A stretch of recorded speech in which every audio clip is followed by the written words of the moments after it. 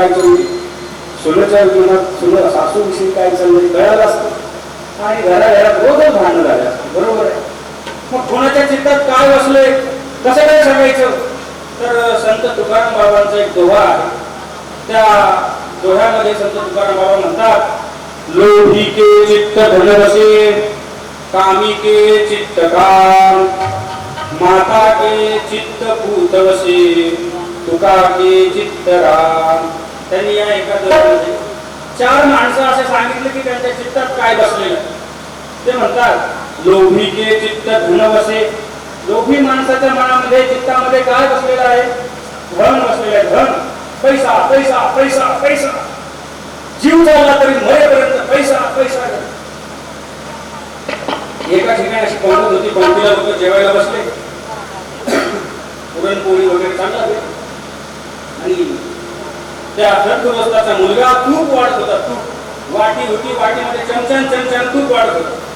दुधावर तूप, पोळीवर तूप, नाही का. आणि तेवढ्यात तो सद्गृहस्थ बाहेर आला.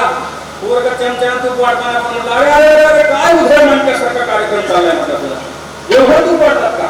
आणलं एक वाटी घेऊन घरात गेला आणि दाभण घेऊन आला.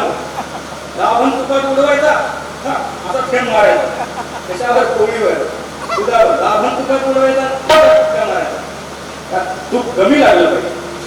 आणि मग हा सगळा कारभार बघून त्या घरातली मालकी झाली. तर मालकी जरा जास्तच हुशार असते. मालकी म्हणजे हा काय उदाहरण चाललाय, लईच तूप आलंय वाटते तुमच्या घरात, अनेक वाटी. गेली वाटी घरात घेऊन आणि काय केलं, विस्तो घेतला एका प्लेटीमध्ये. विस्तो, निखारा, इंगळ काय म्हणता तुम्ही, बरोबर आहे. निखारा, इंगळ घेतला. बाहेर आली ती दाभण त्या तुपात बुडवली आणि एक थेंब त्या निखाऱ्यावर त्या टाकला आणि दाखवला. जरा म्हणजे गोपाळ कृष्ण महाराज तूप वाढायचं कामच नव्हतं. आणि म्हणून लोभी के चित्त धनवसे. एक सावकार गेले कुठल्या तरी धार्मिक स्थळावर, त्या नदीमध्ये स्नान वगैरे करत होते. तेवढे ते वासुदेवाला, आणि वासुदेवाला सावकार मोठे माणसं दिसत आहेत, काहीतरी दान करा. अरे इथं तर मी आता स्नान करायला आलो, कपडे मी सोबत आले नाही, ते आम्ही मठात थांबलो बोलले, मठात कपडे नाही मठात. तर मठात होतं म्हणले, काय हरकत दक्षिणा घ्यायला, सांगा म्हणजे तुमच्या बंधुवाचं नाव काय करायचं. म्हणजे दक्षिणा दिली नाही, सांगा. सांगितलं.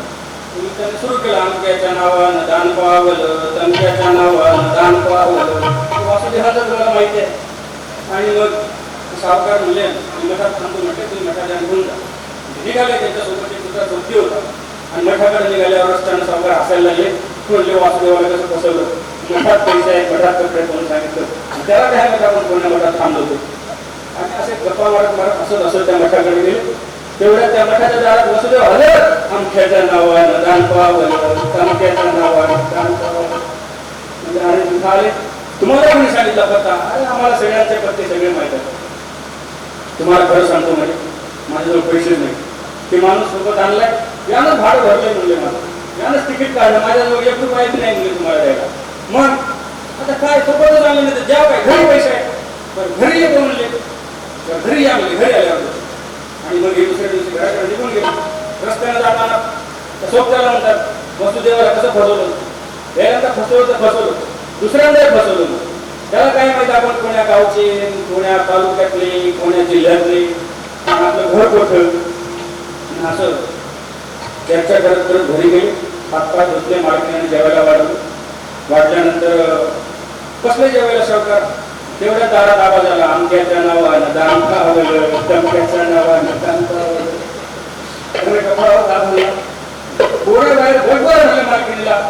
मालकीन बाहेर गेली आणि मालकीने बघितलं. म्हणजे वासुदेव हा असं असं ऐका म्हणजे त्याच्या गालावर अशी ओळख नाही का. हो. आता एक काम कर म्हणे, वासुदेवाला जाऊन सांग आमचे मालक मरून काय बाप्पा लोक 1 रुपया देण्यासाठी एवढं हलकट म्हणा. तरी लोक पाहिले, याच्या खालोखालच पाहिजे, असे लोक माणसंच पाहिजे. 1 रुपयासाठी मालक मिळेल की आले रडत शेठची मर गए, हाय हाय शेठची मर गए, हाय हाय. आमचे मालक सरले म्हणे तुमची दक्षिणा द्यायची होती, पण आमचे मालकच सरले, आता कोण दक्षिणा देईल. हा सरले, आता कसं करा, आम्ही करून घेतो म्हणले. काय करायचं तुम्ही, तुमचं जा म्हणले वापस. नाही आमचा यजमान होता म्हणले. आमच्या यजमानाचा अंत्यविधी आधी दसवा गेल्याशिवाय आम्ही जाणारच नाही. कसं वाटतं ना म्हणतो आता अडकलं का बोलत अवघडच काम झालं जरासं. आता सावकार बराच चिकू होता. मग काय केले सोयऱ्या धैर्याला फोन गावातल्या लोकांना सावकारांकडे रडायला लागल्या शेठची मर गय हाय हाय शेठची मर गय हाय. द्यायला काही जास्त रडता येत नाही. रडायला आपल्या बाया काय सांगावं आमची कोणाला दिली काय कोणाला दिलं कसा दिसत होता आणि कसा बोलत होता त्याला काही रडता येत नाही.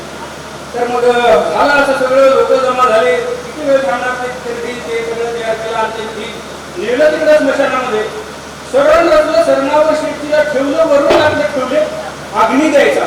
तेवढ्यात वासुदेव जवळ गेले शेठीच्या आणि कानात म्हणतात तुम्ही काही खरंच मेला नाहीत मला माहित आहे. 1 रुपये देऊन टाका हाताना जीव जायचं लोक जाळून टाकतील पेटवून येतील. म्हटले मेलं तर मेलं रुपया काही देणार ठीक आहे लावा पण लागली. आता वासुदेव म्हणजे लावा अग्नी द्या पेटून फुटणार काय वाटतात लोकांना तरी काय माहित. जिला माहित होतं ती घरी बायको काही स्मशानात बाई येणार नाही ती तिथंच राहणार आहे. आणि मग लोकांना पेटून द्यायला सुरुवात केली. म्हणजे आता सगळं वेढा वगैरे मारला तो जाळ घेतला आणि सरळ पेटवणार एवढ्या वासुदेवाच्या मनात विचारायला आठनाक शेठची मरल आणि पाप आपल्याला लागल. 1 रुपयासाठी एवढं पाप कशाला जोडून घ्यायचं.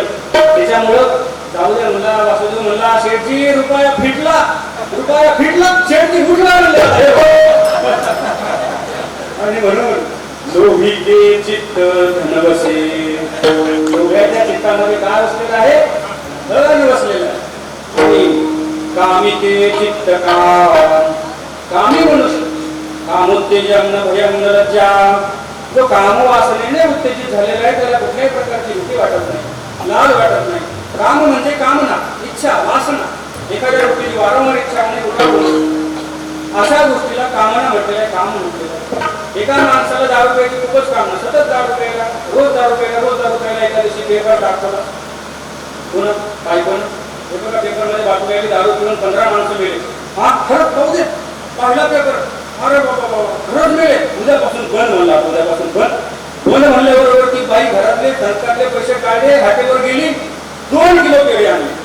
केळी मालक म्हणला आम्ही येडे कशाला आणले केळी तुम्हीच म्हणले की उद्यापासून बंद काय दारू अरे येडे उद्यापासून पेपर बंद. पेपरात काही छापून येते दारू बंद नाही पेपर बंद म्हणले पेपर बंद. असं ज्याला ज्याची कामना आहे जो ती वस्तू काही झालं जीव गेला तर गेला. दुःख होय खरी न संधी तर दुःख होतं त्रास होतो पण तो काही सोडू नाही शकत. असा कामी माणसाचं ते काम आहे. बरंच काही बोलण्यासारखं काही सुरदासांचं चरित्र आहे त्यावर. तर असं कामी माणसाच्या चित्तामध्ये काम असलेलं आहे. आणि म्हटले माता के चित्त पूत बसे. आईच्या चित्तामध्ये कोण आहे पूत म्हणजे लेकरू आहे. कारण लेकुराचे चित्त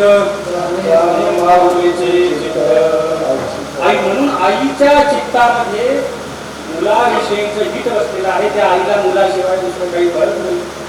आणि मग तुका के चित्तराम आणि तुकाराम बाबा म्हणतात की आमच्या चित्तामध्ये तो भगवंत बसलेला आहे. आणि म्हणून परमार्थामध्ये गरजेचं आहे चित्त. तुमच्या चित्तामध्ये भगवंत असला पाहिजे तो बसला पाहिजे. हे या 3ऱ्या चरणाच्या माध्यमातून या ठिकाणी सांगण्याचा प्रयत्न केलेला आहे. आणि मग शेवटी या मनुष्य देहामध्ये आल्यानंतर नाही तुम्हाला परमार्थामध्ये संपूर्ण वेळ देता आला.